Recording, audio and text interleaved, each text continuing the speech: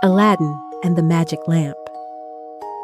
Once upon a time, in a golden city that sparkled beneath a desert moon, there lived a kind young boy named Aladdin. He had bright, curious eyes and a smile that could warm the coldest night. Aladdin lived with his dear mother in a tiny house at the edge of the marketplace, where the smell of cinnamon and roasted almonds floated through the air like little clouds of sweetness. They did not have very much, but they had each other, and that was more than enough. Every evening, Aladdin would sit on the rooftop with his mother and count the stars as they appeared one by one in the velvet sky. He would wonder what lay beyond the sand dunes, beyond the tall palm trees, beyond the places where the camels walked in long, slow lines. Little did Aladdin know that a most wonderful adventure was about to find him, carried on the warm desert wind like a whispered secret. One afternoon, a stranger arrived in the marketplace. He was a round, flustered man in a too-big turban, and his name was Maghreb.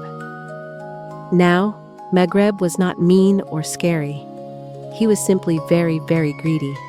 He loved shiny things more than anything else in the whole wide world, and he had heard about a magical lamp hidden deep inside a secret cave in the desert. The trouble was, the cave was very small, and Maghreb was very round. He could not fit through the entrance, not even if he held his breath and squeezed with all his might. So when he spotted clever little Aladdin climbing nimbly over the market stalls, he had an idea. He waddled over and said in his most honeyed voice, "Dear boy, would you like to see something truly wonderful?" Aladdin, who was always ready for an adventure, nodded eagerly. Maghreb led him across the cool sand dunes to a hidden place where a tiny cave entrance glowed with a soft, mysterious light. Aladdin squeezed through the narrow opening and found himself inside the most amazing cave he had ever seen. The walls sparkled with rubies and sapphires and emeralds, all glowing softly like 1,000 tiny nightlights. Mountains of golden coins rose up like little hills, and silk scarves in every color of the rainbow hung from the rocky ceiling. But tucked away in a quiet corner, sitting on a simple stone ledge, was a small, dusty old lamp. It did not look special at all.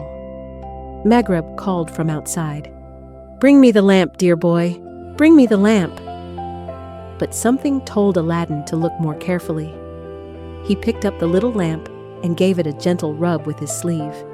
And then, whoosh!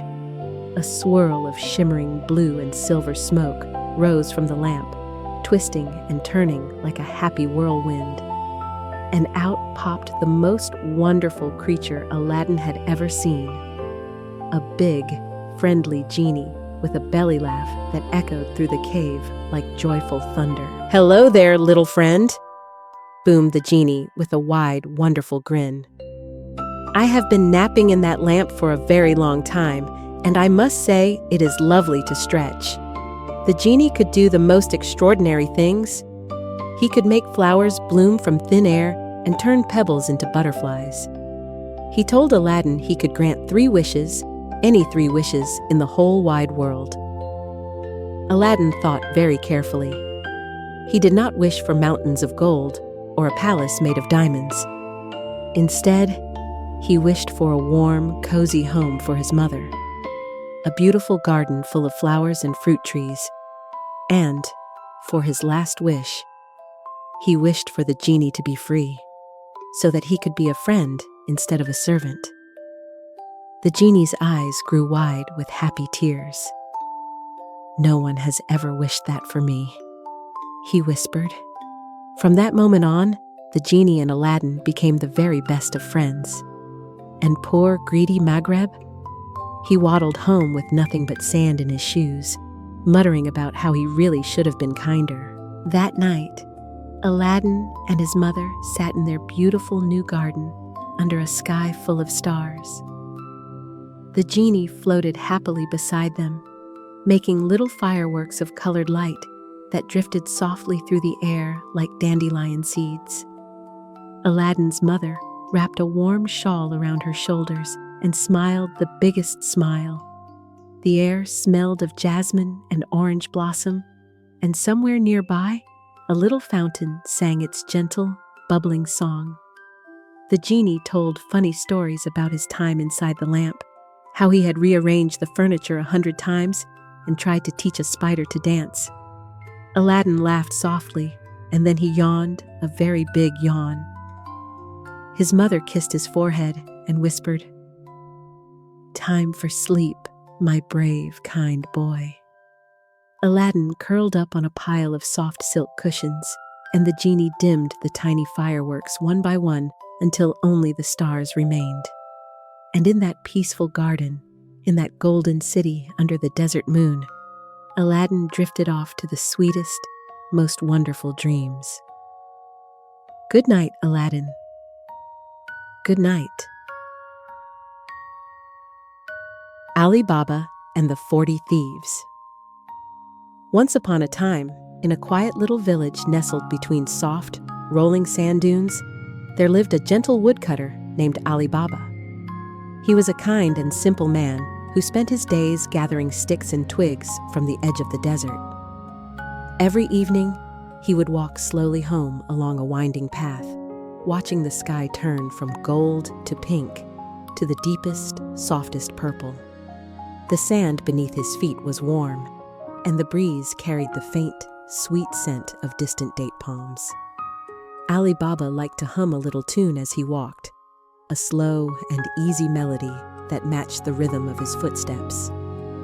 One evening, as the first stars began to appear like tiny silver lanterns, Ali Baba heard something curious drifting through the still desert air. It was the sound of many voices, mumbling and bumbling and tripping over one another. Somewhere just beyond the next dune, Ali Baba crept softly to the top of the dune and peeked over. There below him were 40 of the silliest, most bumbling thieves he had ever seen. They wore mismatched scarves and kept tripping over their own baggy trousers. Their leader, a tall fellow with a very long mustache, was trying to get everyone to stand in a straight line, but they kept bumping into each other and stepping on one another's toes. "Now, hush, everyone, hush," whispered the leader. He turned to face a great wall of smooth, golden rock that rose up from the desert floor. He cleared his throat importantly and spoke 2 magical words, "Open sesame," and oh, how wonderful it was.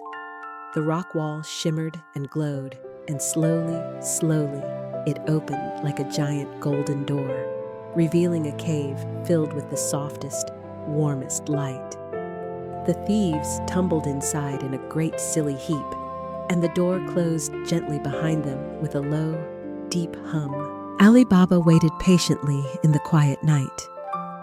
He listened to the soft desert wind and watched the moon climb higher and higher into the sky. Before long, the bumbling thieves tumbled back out of the cave, their pockets jingling and jangling. They tripped and stumbled away over the dunes, arguing about whose turn it was to carry the map. When they were gone, Ali Baba tiptoed down to the great golden rock. He took a deep breath. He whispered softly, "Open sesame," and the rock shimmered once more. It glowed with that beautiful warm light, and slowly, gently, it opened for him. Ali Baba stepped inside. The cave was quiet and still. Soft, amber light seemed to come from the walls themselves, filling everything with a cozy, dreamy glow. There were baskets of golden coins and bolts of the finest silk. There were jars of honey and cinnamon and saffron, and little pouches of sparkling jewels that twinkled like sleepy stars. Ali Baba did not take very much. He filled one small basket with golden coins, just enough to help his family and his neighbors.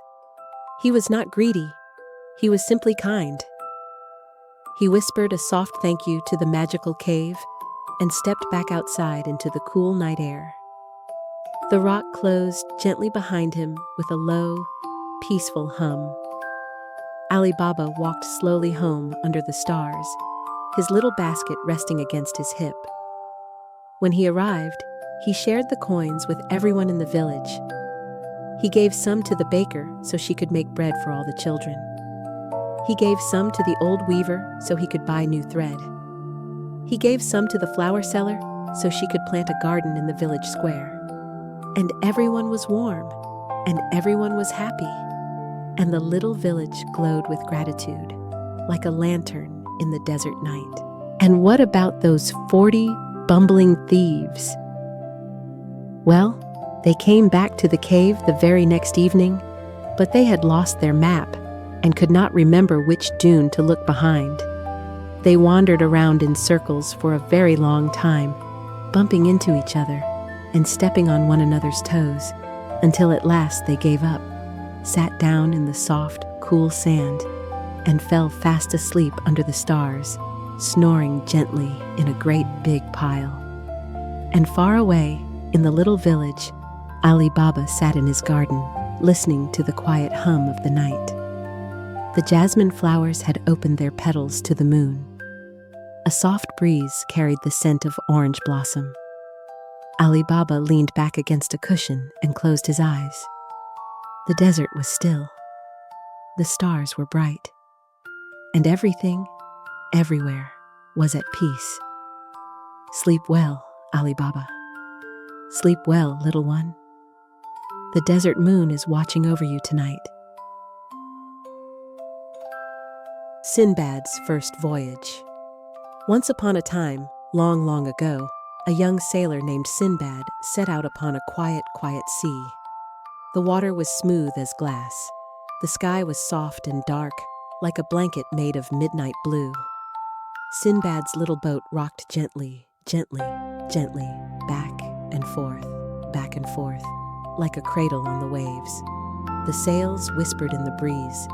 The stars reflected on the water, and it seemed as though Sinbad were sailing through the sky itself. He lay back against his soft cushions. He listened to the water. Lap, lap, lap. It went against the side of the boat. Lap, lap, lap. Slow and steady. Slow and easy.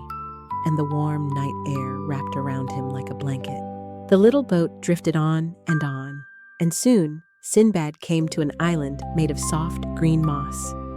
Everything on this island was quiet. Quiet, quiet, quiet.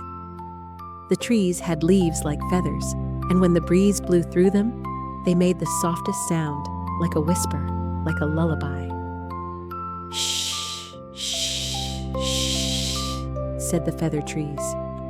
Sinbad stepped onto the mossy ground.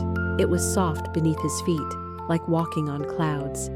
Tiny flowers glowed faintly in the moonlight, pale blue and pale gold, opening and closing their petals slowly, slowly, slowly, like little eyes blinking, getting sleepier and sleepier. A friendly tortoise as old as the island itself blinked at Sinbad and nodded very, very slowly. "Welcome," the tortoise seemed to say. "Rest here a while." Sinbad walked deeper into the island, and with every step, the world grew softer and quieter. He found a pool of still, silver water. The moon floated in it, round and glowing. Tiny silver fish swam in slow, lazy circles, round and round, round and round. One fish drifted to sleep, then another, then another. One by one, the little fish closed their eyes and floated gently, carried by the slowest, gentlest current. Round and round, slower and slower. Sinbad sat beside the pool. He watched the silver water. He watched the sleeping fish. The air smelled of warm honey and lavender. His eyes grew heavy. So heavy, Sinbad lay down on the soft, soft moss. Above him, the stars began to dim, one by one. The brightest star grew a little softer. Then the next star dimmed. Then another. One by one, the stars were going to sleep. One by one, the feather trees whispered, "Shh, shh." The silver fish floated in their slow, slow circles. The old tortoise closed his ancient eyes. The tiny flowers folded their petals shut, one by one by one. The world grew darker, softer, quieter. Sinbad's breathing grew slow and deep. In and out, in and out, slow and easy. The warm breeze brushed his cheek like a gentle hand. Everything was fading into the softest, deepest, warmest dark. And when the morning came, soft and golden, Sinbad sailed gently home across the quiet sea. But that was later. That was much, much later. For now, the island was asleep. The sea was asleep. The fish were asleep. The tortoise was asleep. The flowers were asleep. And Sinbad was asleep. The moon watched over them all, glowing soft and low. The water lapped against the shore, so quiet, so quiet. Lap, lap, lap. And the breeze said, shh. And the stars said, shh. And the whole world said, shh. Sleep now, little one. The voyage is done. The sea is still. The moon is watching. Everything is safe. Everything is warm. Everything is quiet. Shh. Good night, good night, good night.